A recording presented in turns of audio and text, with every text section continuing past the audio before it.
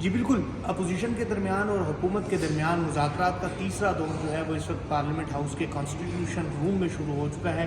جس کی صدارت اسپیکر قومی اسمبلی سردار ایاز صادق کر رہے ہیں، اور یہ ان کیمرہ اجلاس ہے۔ اس اجلاس میں اپوزیشن کے جو نمائندے ہیں جن کی صدارت اپوزیشن لیڈر عمر ایوب خان کر رہے ہیں، جس میں وزیر اعلیٰ خیبر پختونخوا علی امین گنڈاپور موجود ہیں، ساتھ ہی ساتھ سابق اسپیکر اسد کیسر موجود ہیں،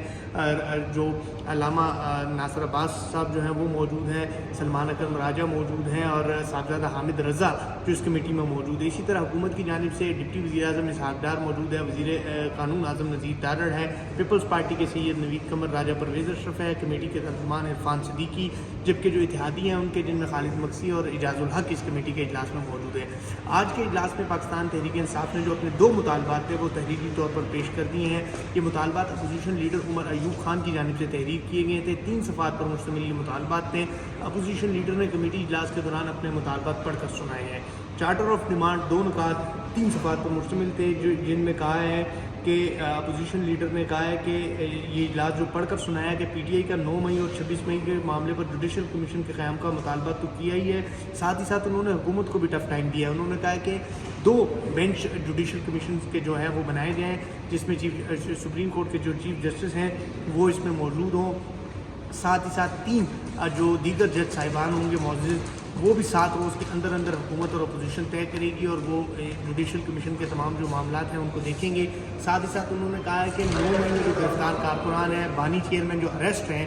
اس حوالے سے بھی اس تمام تر واقعے کو یہ کمیشن دیکھے گا۔ ساتھ ہی ساتھ جو بانی چیئرمین پی ٹی آئی یعنی عمران خان کو جو اسلام آباد ہائی کورٹ سے اریسٹ کیا تھا رینجرز کی جانب سے، وہ مطالبہ بھی اس میں رکھا گیا ہے کہ اس مطالبے پر بھی یہ جوڈیشل کمیشن جو ہے وہ انکوائری کرے۔ ساتھ ہی ساتھ پاکستان تحریک انصاف نے اپنے اس تحریری مطالبوں میں کہا ہے جتنے بھی سیاسی قیدی ہیں جو گرفتار ہیں ان کی رہائی کو یقینی بنایا جائے۔ ساتھ ہی ساتھ 9 مئی اور 26 جو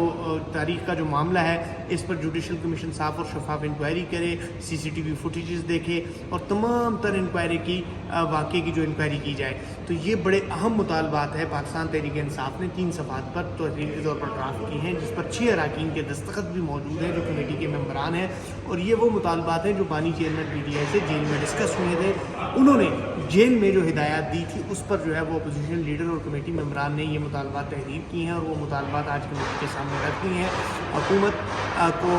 ان مطالبات سے تو یہ نظر آ رہا ہے کہ بڑا ٹف ٹائم دیا ہے اپوزیشن نے۔ اب دیکھتے ہیں کہ حکومت اپوزیشن کے مطالبات کو کس نظر سے دیکھتی ہے، کس سنجیدگی سے دیکھتی ہے۔ تو یہ بڑی ڈیولپمنٹ ہے۔ اس وقت بھی کمیٹی روم جو بالکل میرے عقب میں ہے وہاں پر یہ اجلاس جاری ہے، جس میں تمام امور پر مشاورت کی جائے گی۔ جیسے ہی اجلاس ختم ہوگا مزید اہم فیصلے جو ہیں وہ بھی سامنے آئیں گے۔